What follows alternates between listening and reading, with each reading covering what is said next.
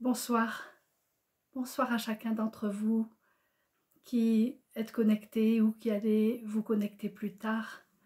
Ce rendez-vous, une fois par mois, est assez capital, je pense, et je suis heureuse de vous y retrouver. Merci pour votre fidélité.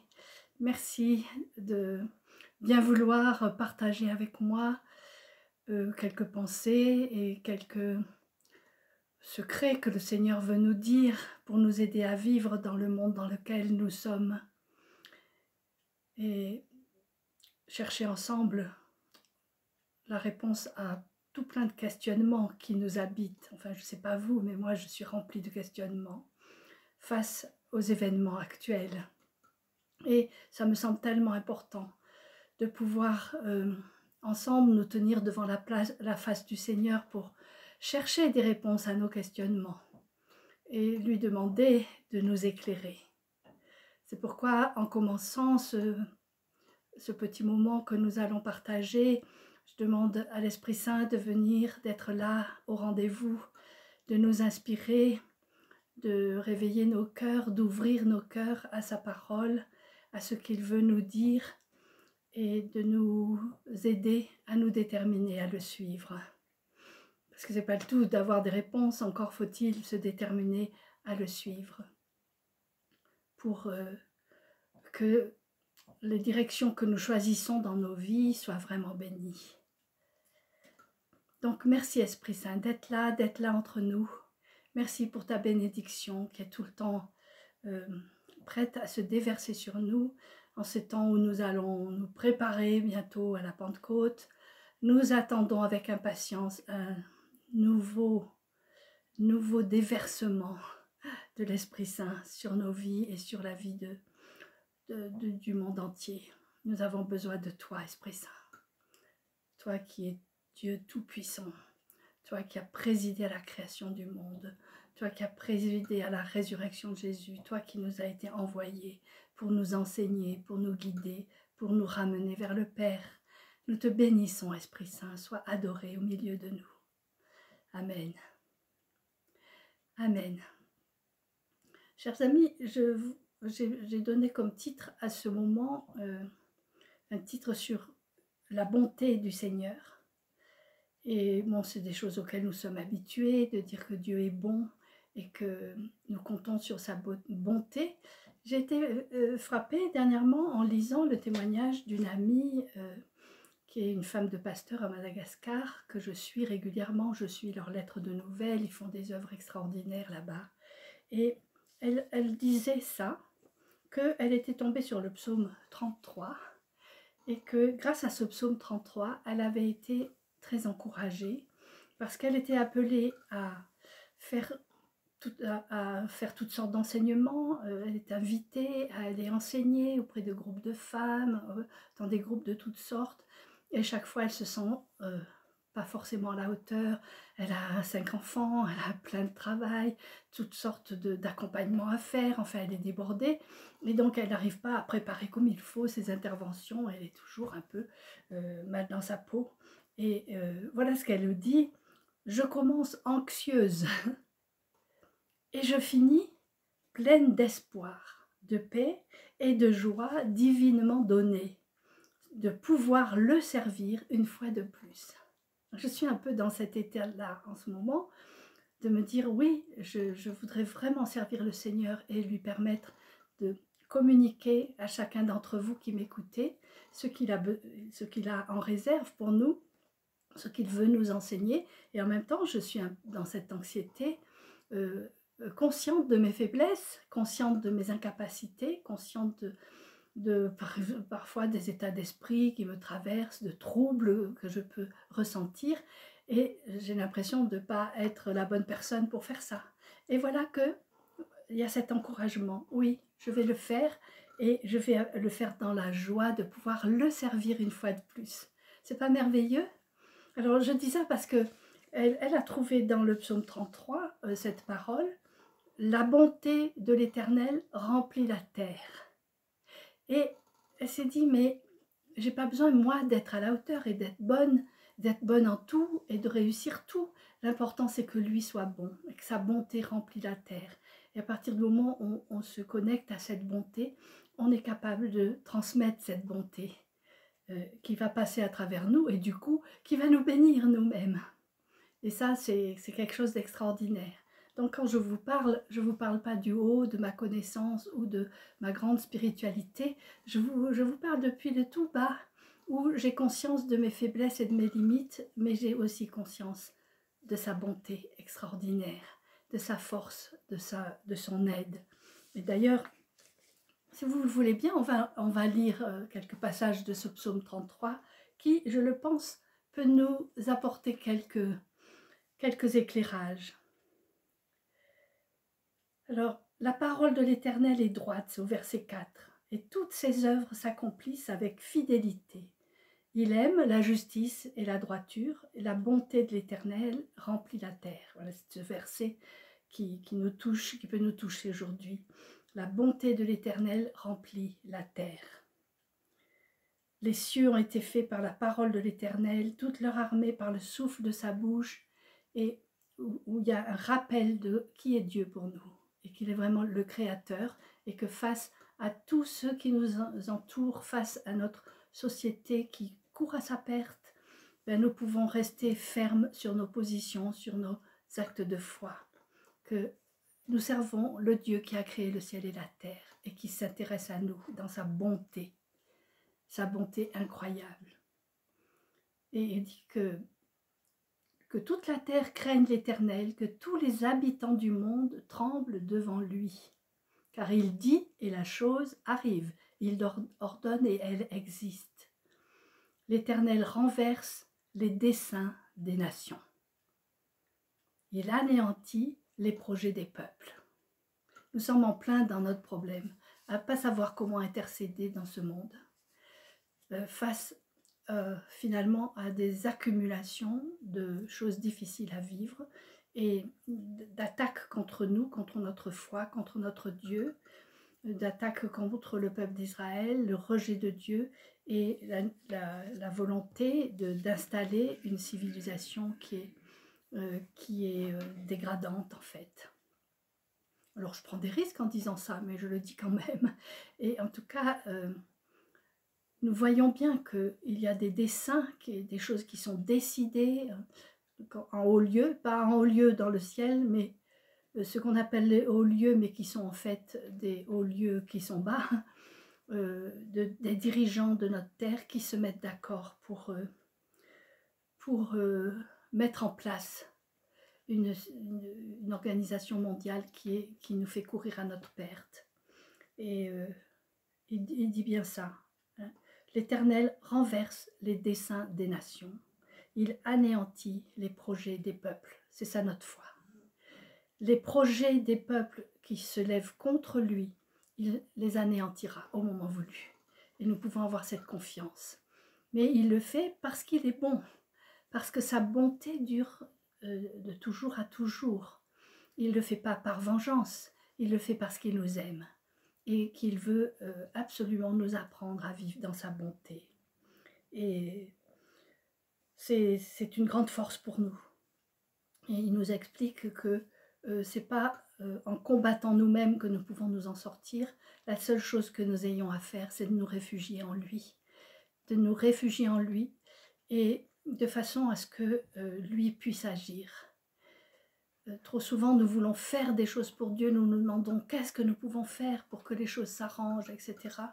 Et lui, il nous redit sans cesse que ce qui est important, c'est de croire en lui, de croire en sa bonté et de rester tout proche de lui. Notre vrai combat, en fait, c'est pas de combattre contre ces idéologies terribles et de mettre en place de toutes sortes de choses et finalement faire de la politique. Ce qu'il nous demande, c'est de combattre contre ce qui en nous empêche de nous tenir dans la présence de Dieu, de nous tenir dans sa bonté. Parce qu'il y a un combat en nous tout le temps contre Dieu, plus ou moins inconscient, et plutôt inconscient que conscient.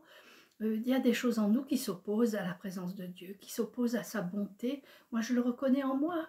Quand les choses ne vont pas, ce qui monte en moi, c'est une forme de colère, une forme de révolte vis-à-vis de lui. On se dit, mais pourquoi tu laisses faire des horreurs pareilles? Pourquoi tu laisses faire ces choses qui sont tellement terribles et où tant de gens souffrent et meurent. Et voilà, c'est ça qui monte en moi.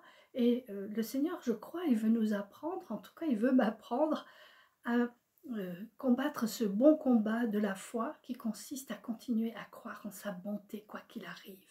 De combattre toutes les pensées négatives contre Dieu, de jugement de Dieu, où nous aurions donc tendance à le rejeter loin de nous, loin de notre vie. Ne pensez-vous pas? Voilà ce qui me semble important, là, pour aujourd'hui, pour ces temps que nous sommes appelés à vivre, d'apprendre à vivre dans cette bonté de Dieu. Et j'ai entendu dernièrement une homélie, je ne sais plus qui c'était, à un grand rassemblement, et l'homme qui prêchait disait le soir, quand je vais me coucher, je me demande avec qui je vais me coucher. Alors on se dit, ah bon, ben, il ne va pas se coucher avec sa femme. Non, ce qu'il veut dire, c'est je ne veux pas me coucher avec mon ressentiment. Je ne veux pas me coucher avec ma haine, avec mon désir de vengeance. Je ne veux pas me coucher avec ma colère. Je ne veux pas me coucher avec mon trouble. Je veux me coucher dans les bras de mon Dieu. Je veux me coucher contre son cœur et profiter de sa présence. Et le reste, ça lui appartient. Les sentiments que je ressens, je les lui remets. Les désirs que les choses s'arrangent, je les lui remets. Tout ce qui compte, c'est que je l'accueille dans ma vie et que je l'accueille avec moi et que je passe ce temps merveilleux avec lui pour m'endormir dans sa compagnie. Et moi, j'ai trouvé ça merveilleux. Et ça m'a rappelé des choses. Et ça m'a rappelé que ça m'arrive de me coucher avec des pensées qui ne sont pas à la gloire de Dieu et qui troublent mon cœur.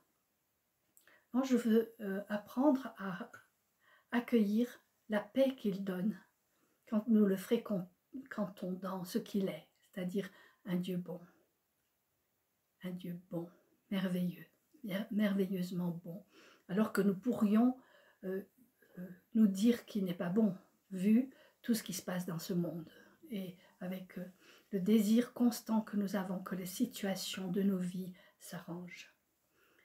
Je comprends que le Seigneur nous conduit à faire l'expérience de sa bonté au sein même des plus grandes difficultés. Nous voulons qu'il supprime ces difficultés pour ressentir sa bonté. Lui, je pense qu'il veut nous apprendre à vivre au sein même des difficultés, même les plus terribles, de vivre là en paix avec la certitude de sa bonté. Et ouais, je crois que ça doit être l'objectif de nos vies, de laisser tomber tous nos combats, plus ou moins faux, pour combattre ce bon combat qui consiste à combattre les pensées négatives sur Dieu, pour l'accueillir. Bon, ce sont des choses qu'on sait, qu'on a déjà dit, mais qu'on a besoin de se redire à soi-même, il me semble. Oui, la bonté de l'Éternel remplit la terre. N'est-ce pas extraordinaire? Je trouve ça extraordinaire. Et je crois que face à toutes ces choses qui arrivent, nous avons à apprendre à changer notre regard pour pouvoir regarder comme Dieu regarde. Car nous sommes trop imprégnés du regard du monde qui nous entoure. Nous sommes trop imprégnés du regard critique des gens qui nous entourent. Et nous avons pris l'habitude d'être des critiques. Alors que le Seigneur veut qu'on laisse tomber nos critiques. Ce sont des faux combats, parce que nous cherchons la vérité. C'est vrai, nous cherchons la vérité, mais la vérité, nous ne la possédons pas. Parce que la vérité, c'est Jésus lui-même. Et lui seul sait ce qui est bon et ce qui est juste, ce qui est vrai. Et donc, nous pouvons lui faire confiance. Mais c'est un combat. Et donc, dans ce qui se passe actuellement, le plus fort du combat, c'est de le laisser lui combattre ces choses. Ce n'est pas à nous de les combattre. Et à un moment donné, là, dans ce psaume 33, ce n'est pas une grande force qui délivre le héros. Le cheval est impuissant pour assurer le salut, au verset 16 et 17. Et toute sa vigueur ne donne pas la délivrance. Mais l'œil de l'Éternel est sur ceux qui le craignent, sur ceux qui espèrent en sa bonté, afin d'arracher leur âme à la mort et de les faire vivre au milieu de la famine. C'est très fort ce psaume. Les faire vivre dans sa bonté au milieu de la famine. Il n'est pas dit « il va supprimer la famine pour que vous viviez », il dit « il va vous faire vivre au milieu de la famine ». Donc dans la famine dans laquelle nous nous trouvons actuellement, nous avons faim et soif de voir les actes de Dieu dans ce monde pour nous délivrer de ce grand mal qui nous entoure.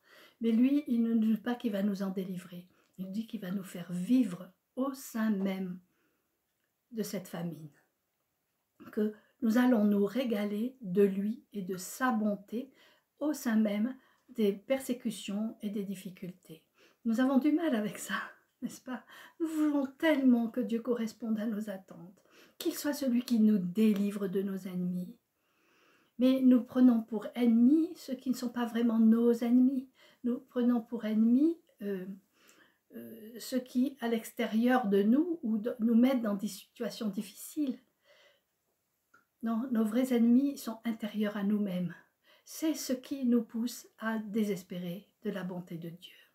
Et donc nous avons à combattre ce qui nous désespère de sa bonté. Nous n'aimons pas être pris en flagrant délit de faiblesse, en flagrant délit de manque de foi, en flagrant délit de désespérance. Et je crois qu'aujourd'hui, le Seigneur veut nous redonner cette espérance dans sa bonté. Il est bon. Quoi qu'il arrive, il est bon. Et nous continuerons à dire qu'il est bon. Je me souviens du jour où notre fils aîné Samuel est mort. Et on nous a annoncé au téléphone qu'il était mort, il était dans le coma depuis 3 jours. Et nous attendions... chez nous, on avait pu rentrer un peu chez nous et on attendait un coup de téléphone de l'hôpital. Le coup de téléphone est arrivé et mon mari est revenu en disant « ça y est, il n'est plus là ». Et il y avait ce jour-là les parents de mon mari qui étaient chez nous et mon beau-père s'est levé et dans une révolte légitime, hein, je ne le critique pas pour ça, dans une révolte, mais qu'est-ce qu'il fait votre Dieu ? Pourquoi est-ce qu'il tue les jeunes et laisse mourir? Est-ce qu'il tue est-ce qu'il tue les jeunes et laisse vivre les vieux? Lui, il se sentait vieux, il ne comprenait pas pourquoi. C'était le jeune qui était parti et pas lui. Et il a exprimé une parole que nous pensions tous. Qu'est-ce que fait Dieu? Qu'est-ce qu'il fabrique? Qu'est-ce que c'est que ça? Et j'ai eu une réaction, que je pense être la réaction de l'Esprit Saint à ce moment-là, un désir de proclamer quelque chose de vrai. Et je suis allée vers lui et je lui ai dit « Papy, dans ma maison, on ne dira pas que Dieu est mauvais. On va dire sa bonté et on va croire en sa bonté. Quoi qu'il arrive, je dirai que Dieu est bon. » Voilà ce que je lui ai dit. Et ça a été très fort parce que ça m'a soutenue. Et ça ne venait pas de moi, ça venait de quelque chose de profond au fond de moi parce que je vais fréquenter le Seigneur et que l'Esprit Saint était mon compagnon fidèle depuis de nombreuses années. Et donc il se sert de nous même dans les moments les plus difficiles.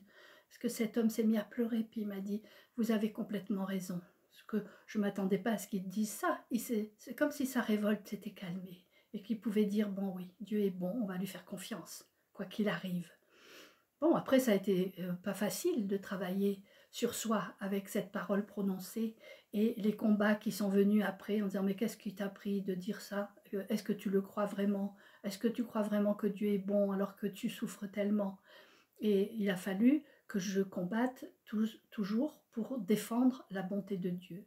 Et là, en ce moment, dans le monde actuel où je suis par moments horrifiée par ce qui se passe et où ça me touche beaucoup, ça me fait souffrir. Ça fait souffrir notre âme de fils de Dieu. Ça nous fait souffrir de voir comment Dieu est maltraité, comment nous-mêmes nous sommes maltraités, comment le mal se répand dans notre monde. Et c'est comme si par moments j'avais un peu perdu de cette espérance. Et ça m'a fait beaucoup de bien de reprendre cette parole, de la laisser venir faire son travail en moi, de me revivifier. La bonté de l'Éternel remplit la terre. Parce que je regardais la terre et je me disais, le mal remplit la terre. peut-être que plusieurs d'entre nous, nous disons ça, c'est le mal qui est en train de remplir la terre. Eh bien non, c'est la bonté de l'Éternel qui remplit la terre. Et quand je pense à ça, je me dis si on peut s'élever un peu au-dessus pour avoir une autre perspective, un autre regard sur notre monde, je peux voir en effet que le mal est là partout, comme des îlots du mal qui sont en train de grandir. Mais ce que je peux voir aussi, c'est une espèce de vague, de tsunami qui vient de l'Esprit Saint, un réveil de la foi, un réveil extraordinaire euh, où les gens recommencent à croire en Dieu et en sa bonté. Et je le vois comme, oui, une espèce d'inondation qui se répand et qui vient recouvrir tous ces îlots du mal, qui vient les recouvrir et qui vient, euh, comment dire, s'insinuer entre chaque tentative de destruction et tentative d'envahissement du monde, ça vient le recouvrir. Sa bonté remplit la terre, sa bonté remplit la terre. Et j'aime bien essayer de m'élever un peu comme ça au-dessus de la terre, non plus pour regarder la puissance du mal, mais pour regarder la puissance de la bonté de Dieu.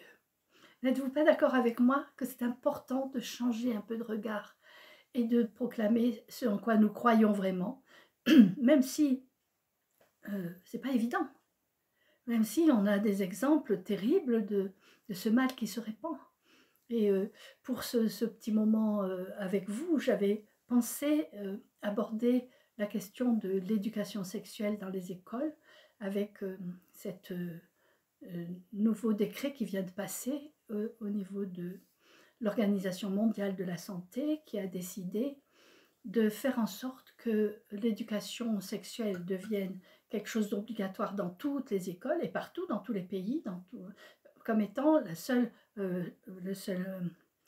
comment on dit, que ces pensées-là soient le seul modèle et la seule chose qui puisse être enseignée. Et dans ces enseignements, il y a des choses horribles.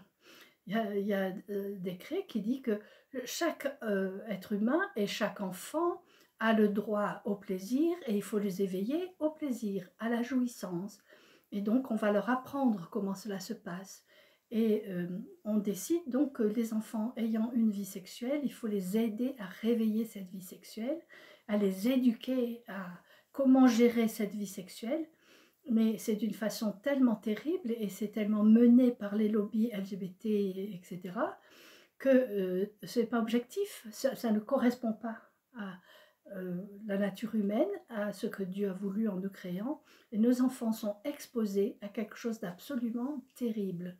Et donc, cette éducation sexuelle qui est prônée, ou maintenant, même dans les églises les églises libres, etc., ils sont plus libres, il faut qu'ils puissent, on les vérifie, on vérifie s'ils font cette éducation sexuelle-là. Et ceux qui vont faire cette éducation sexuelle ce sont des gens qui sont déjà complètement, comment dire, inféodés quoi, à cette pensée unique, et où on va enseigner aux enfants depuis leur jeune âge, depuis l'âge de 4 ans, on va leur enseigner qu'ils ont le droit de changer de sexe, ils ont le droit de trouver qu'ils ne sont pas une fille s'ils ont l'impression d'être un garçon, etc. Et que c'est un devoir de les aider à changer d'identité de genre. Et ça, c'est quelque chose d'extrêmement grave, extrêmement terrible.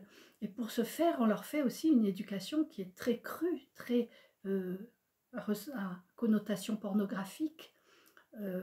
Et les enfants reviennent chez eux traumatisés. Donc, j'ai écouté une émission là-dessus où des parents avaient porté plainte contre certains établissements où cette éducation sexuelle se faisait par des gens non compétents et qui voulaient certainement faire passer leur propre idéologie, leur propre manière de voir les choses, sans être cadré par exemple, un livret qui dit à tel âge on peut dire ça, à tel âge de l'enfant on peut dire ça. Là, c'était sans distinction. Donc après, on apprend à des enfants de 4 ans des choses absolument terribles, ou de 6 ans, et où les enfants, il y a un âge où un enfant ne peut pas être éduqué à la sexualité de cette manière-là, d'une manière pornographique, où on leur montre les choses. où on leur explique qu'est-ce que c'est que l'acte sexuel, avec des démonstrations à l'appui. Ces enfants rentrent chez eux, ils sont traumatisés, et souvent ils sont traumatisés à vie.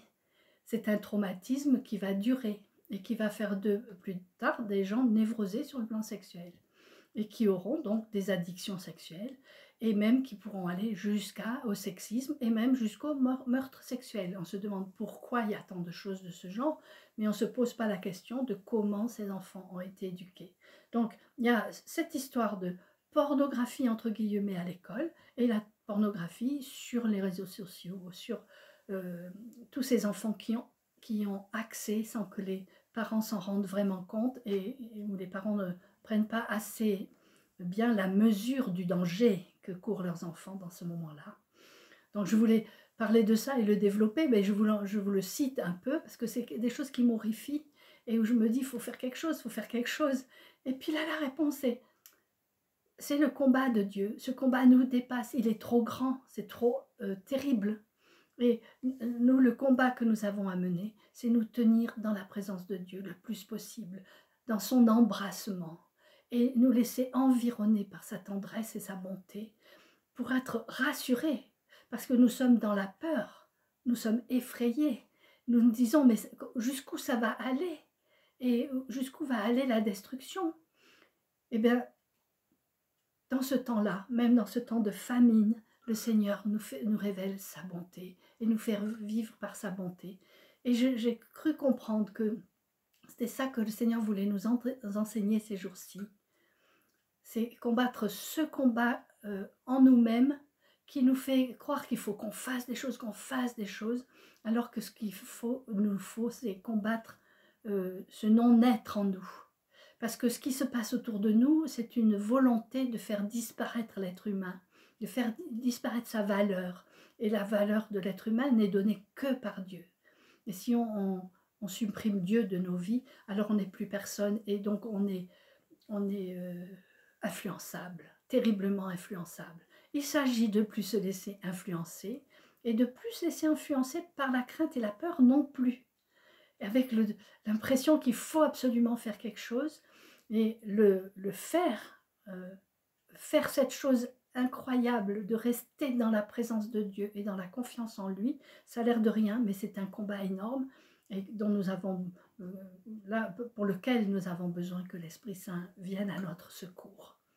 On ne réalise pas à quel point on a l'impression d'être dans sa présence et de cultiver cette présence et tout ça et de croire à la bonté de Dieu, mais il y a en nous sans arrêt ce combat d'incrédulité, de peur, de manque de confiance. Enfin, en tout cas, moi, je le reconnais en moi. Et c'est pour ça que j'ose en parler et je vous parle depuis mon état de faiblesse qui est de plus en plus visible pour moi-même et qui par moments me jette dans le trouble, mais où Dieu me fait comprendre que c'est en partant de cette faiblesse qu'on peut compter sur sa force. Et c'est important. Comme elle disait, cette amie, je commence anxieuse et je finis plein d'espoir. Pleine d'espoir. Donc, oui, le Seigneur nous redonne l'espérance, il nous redonne la joie, il nous redonne la paix dans sa présence. Le tout, c'est de savoir rester dans sa présence, ce qui n'est pas simple. D'autant plus que quand on est dans des temps troublés, ou quand on est submergé par un tas de choses et qu'on est soi-même troublé en dedans de nous, il est difficile de sentir la présence de Dieu, de se tenir en sa présence. C'est quelque chose qui devient ardu, difficile. Et nous, on a tendance à choisir plutôt la facilité, de rester passif et d'attendre que les choses passent. Donc, il ne s'agit pas d'être passif, il s'agit d'être très combattant contre ce qui, en nous sépare de Dieu, veut nous séparer de lui, veut nous séparer de la foi en sa bonté. Oui, Dieu n'est pas un Dieu méchant, Dieu n'est pas un Dieu pervers, Dieu n'est pas un Dieu sadique, qui nous abandonne au milieu des pires difficultés pour voir comment on s'en sort. Nous avons beaucoup de tentations de cette sorte. Nous avons la tentation de penser qu'il est comme ça. Non, à aucun moment Dieu ne nous abandonne dans nos difficultés. Il est là toujours présent, Mais le problème qui est le nôtre, c'est que nous voudrions toujours que le Dieu que nous servons arrange les situations de nos vies avant d'accepter que c'est par bonté. Il faut qu'on accepte sa bonté au sein même de la difficulté. Et ça, oh, c'est révoltant par moments. Vous ne croyez pas? On a tendance à dire, mais enfin Dieu, je te sers depuis tant d'années. Pourquoi tu permets des choses si difficiles encore autour de moi, pour mes enfants, pour ma famille, pour moi-même? Pourquoi j'ai à passer par tant de choses difficiles? Et quand même, tu pourrais bien arranger un peu la situation. Et je ne sais pas si vous avez remarqué, mais c'est quand même rare qu'il le fasse. Mais si on lui demande, donne-moi la paix dans cette situation, donne-moi la confiance en toi, donne-moi de m'abandonner dans tes bras et de te faire confiance, si nous combattons ce combat-là, bien, la joie et la paix nous seront données. Vraiment, ça, cette prière-là, elle est exaucée par le Seigneur. Et il faut qu'on accepte que c'est ça qu'il veuille pour nous. Exactement comme les Israélites au moment de la venue de Jésus, qui vraiment réclamaient de lui qu'il les délivre des Romains et du joug romain et de l'esclavage. Alors que ce que Jésus a fait, c'est pas du tout ça. Il n'a pas supprimé les difficultés, au contraire. Tous ceux qui sont devenus chrétiens, les chrétiens de l'Église primitive, ils ont vécu des persécutions épouvantables, atroces. Vraiment persécutés, mis à mort, jetés au lion, enfin plein de choses absolument terribles, femmes, enfants, tout le monde. Et ils auraient pu dire, et ils pourraient dire, mais Jésus, si tu es venu, que Christ est venu, toutes ces choses-là devraient être supprimées, ça ne devrait plus exister, on ne devrait plus être confronté à de telles souffrances, à de telles choses impossibles à vivre. Et voilà que Jésus voulait enseigner à toutes ces personnes dès le début, et il veut nous enseigner à nous-mêmes que c'est dans la circonstance difficile qu'il veut nous faire expérimenter le bonheur d'être avec lui, le bonheur d'accepter sa présence, de nous tenir dans sa présence, de nous sentir aimés, au sein même des difficultés, nous sentir chéris et aimés. C'est difficile la vie chrétienne. Nous avons toujours tendance à vouloir que la vie chrétienne, ça veuille dire une vie de facilité parce qu'on est avec Jésus.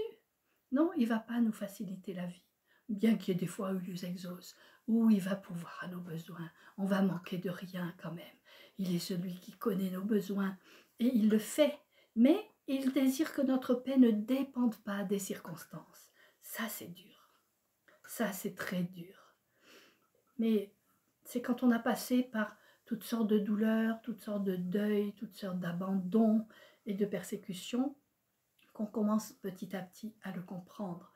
Mais en même temps, chaque fois qu'il arrive encore de nouveau quelque chose de difficile à vivre, notre première tendance est de dire « Ah, mais Seigneur, pourquoi ça s'accumule? Pourquoi encore tant de souffrances? Pourquoi les chrétiens doivent-ils encore tellement souffrir ?» Et sa réponse, elle est très très claire. Dans ma bonté, dans ma présence, je viens vous consoler. Je vous console de toutes ces souffrances. Je suis là, je pleure avec vous. Que notre combat actuel soit de nous laisser consoler, en croyant qu'il est bon, vraiment bon. Chers amis, je vais m'arrêter là parce que le temps a passé. J'espère que j'ai pu vous encourager un petit peu. En vous parlant, je me suis encouragée moi-même aussi. Et c'est ça qui est merveilleux. Qui vous donne la grâce de le servir dans la paix, dans la confiance, dans l'abandon, de le servir en restant complètement dans la dépendance à sa présence dans vos vies, dans la vie de ceux que vous aimez, de ceux qui ont l'air de s'éloigner de lui, de ceux qui sont persécutés, de ceux qui souffrent, qui sont malades. Seigneur, nous invoquons ta bonté sur ton peuple. Nous invoquons ta bonté pour que ta bonté soit reconnue et qu'elle apporte la paix. Et j'ai été très encouragée ces derniers temps en écoutant différents orateurs qui voyagent un peu partout dans le monde et qui racontent le réveil. Il y a un réveil actuel qui est en train de se produire. Il n'y a pas d'endroit dans le monde qui ne soit touché par un réveil extraordinaire qui est en train de venir et un réveil sur les jeunes particulièrement. Donc c'est très réjouissant. En même temps que nous avons peur pour notre jeunesse, en même temps l'Esprit Saint apporte la réponse. Donc pour se préparer à la Pentecôte, préparons-nous à accueillir le réveil, d'abord dans nos vies et autour de nous. N'ayons pas peur de demander aux gens de prier avec nous. Prions pour les gens, invoquons l'Esprit Saint et il va agir avec puissance. Sa gloire, sa bonté remplissent la terre et vont remplir nos vies, je le crois profondément. Donc, chers amis, soyez encouragés. Merci d'avoir été là pour m'écouter. Merci pour les encouragements que vous m'envoyez régulièrement en écrivant sur mon site www.asonimage.net et vous pouvez m'envoyer vos réflexions et même des questions que vous vous posez. Alors, je ne réponds pas toujours immédiatement, mais il y a un moment donné où je finis par répondre à toutes les questions qu'on m'a posées. Et si je n'ai pas répondu, relancez-moi. Voilà, merci pour votre prière, merci pour votre soutien, merci pour votre fidélité. Soyez encouragés, restez fidèles parce que le Seigneur, lui, est fidèle. Et continuons à proclamer sa bonté dans ce monde. Amen. Soyez bénis, chacun. Et n'oubliez pas toujours de faire un peu de pub pour mes livres ou pour les parcours que j'ai mis en place pour vous aider à créer des groupes, vous aider à vous réunir, vous aider personnellement. N'hésitez pas, dans des moments de trouble, à revenir sur les choses fondamentales de notre foi pour retrouver un minimum de solidité. Amen. Allez, j'arrête ma pub. À bientôt. Au revoir.